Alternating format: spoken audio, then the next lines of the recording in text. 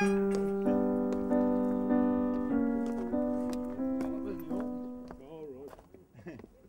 boys that's on the DSS today gonna come.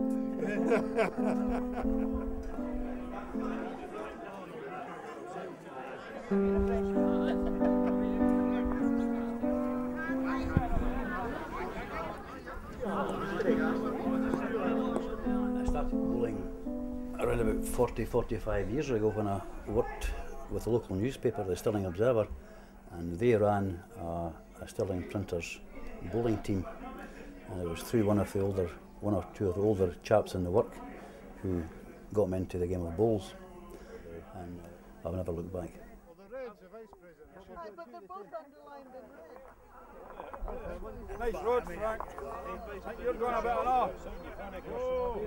And I was a newcomer to the village, just been here like just about 5 years, and met up with people and encouraged me to come, and it's been great. I'd never played bowls before, but you get addicted.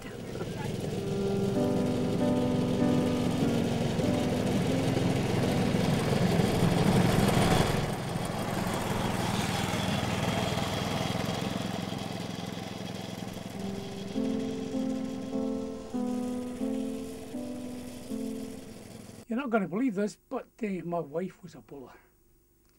I was actually a golfer. And I used to come along to social functions and to keep her company. And at that time, my brother-in-law happened to be the president of this club, so he enticed me to join, and that's why I joined.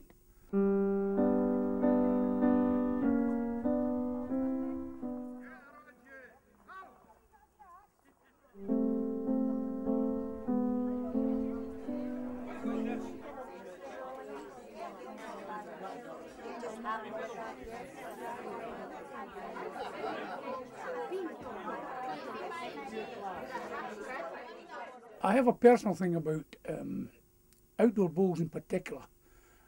For anyone wishing to take up the game, there are a lot of good ones, really good bowlers, and you may watch these on the television. You don't come across those kind of bowlers playing the normal game of bowls. So even when you come here, you would find, particularly feel it outdoors, you should be capable of beating anybody on your own green sometime or other. So if you played him 10 times, you'd probably beat him once if he was the champion. You'd still beat him once.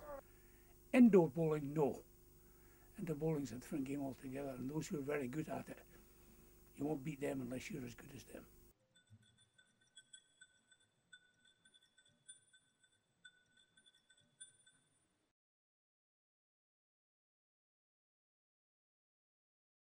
Well, there you did. Lovely job. I'll give you one. I'll give you one. Big game. Big game.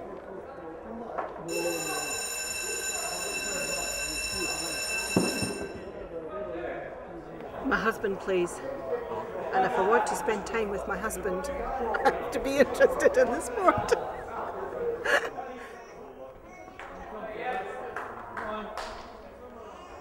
'80s I started. I play on Crown Green normally. It's only when I play with Fire Brigade that I play on Flat Green. You know, these games, like this England-Scotland, or Scotland-England as it is, you know, we try and kill each other off at bowls, but you meet some old friends and make some new friends, and that's what it's all about. Even meet relations. Aye, this is my relation, my cousin. First time I've seen him for 30 years. 30 years we saw it, last saw it, weren't we? Huh?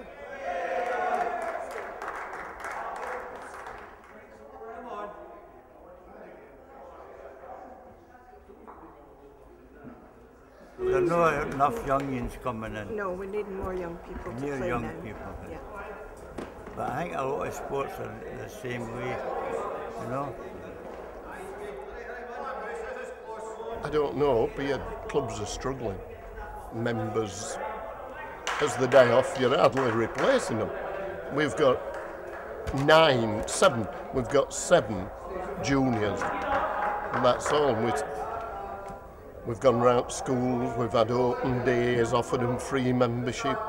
I mean, a junior membership's £1, and we still can't get them. And a lot of them, the parents bowl, and they're not interested. Kids just aren't bothered. I don't know why. It's sad.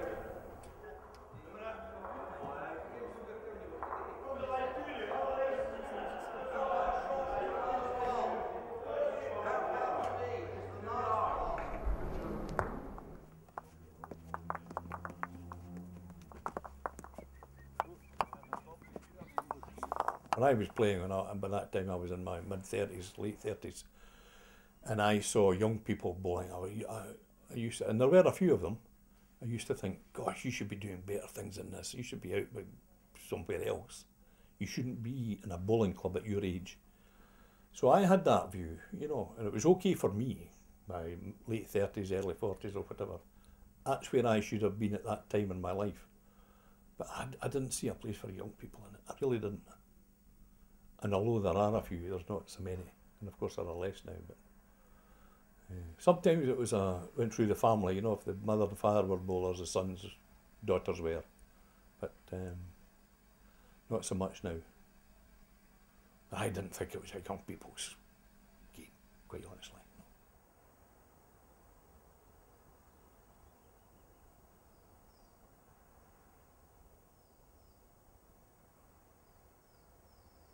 I'm an optimist in as much as I think everything goes in cycles, and I think it will come round again, full circle. I keep thinking and I hope that will be the case, you know, because it would be a shame. It would be a shame to lose clubs, you know, and I say lots of clubs in the Stirling area are really just surviving and no more. You know, they're just making enough money to keep going and no more with very little to spare.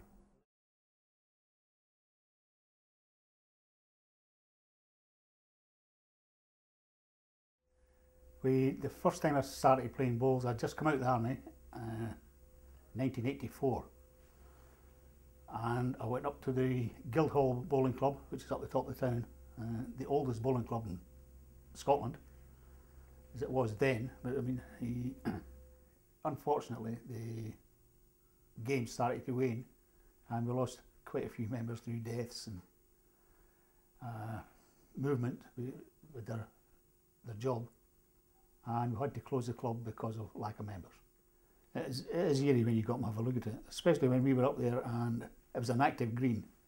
It was a lovely setting and it drew in quite a bit of tourism. But then, once it fell flat, it really fell because the place as well, as far as I'm concerned, it's just not playable, it's in disrepair.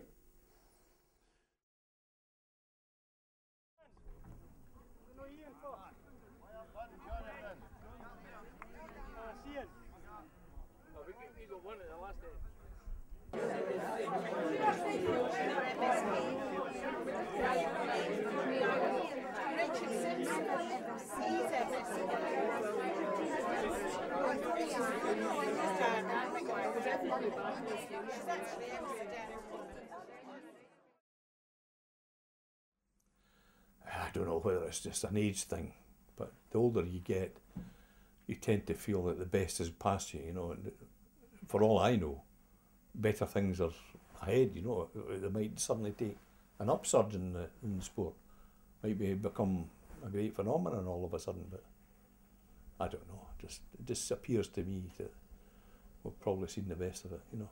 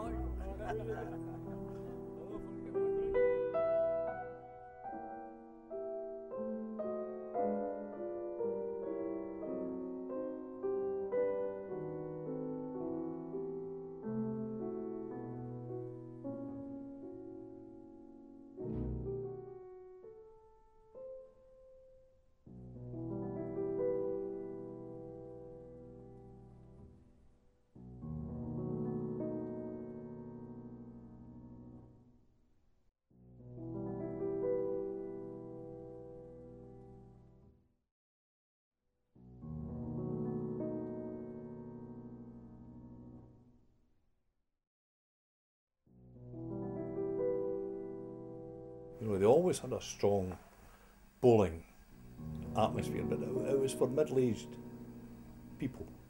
It was a sport for middle-aged people, you know. And it's had its moments, and I think they'll come back. Well, I think they might come back.